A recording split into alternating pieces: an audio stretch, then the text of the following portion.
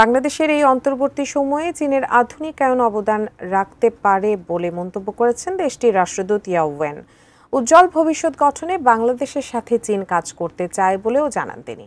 রোববার রাজধানীর হোটেল সোনারগাঁওয়ে চীনা দূতাবাসের একটি অনুষ্ঠানে কথা বলেন তিনি।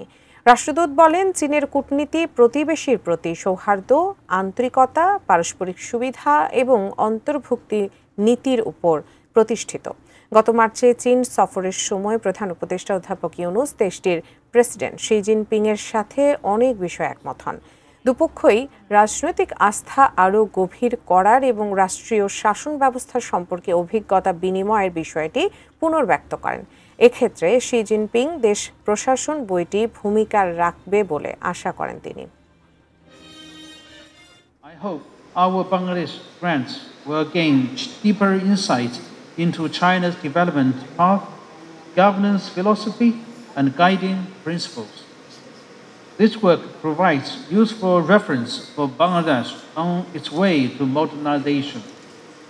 Modernization is a common task for the global South.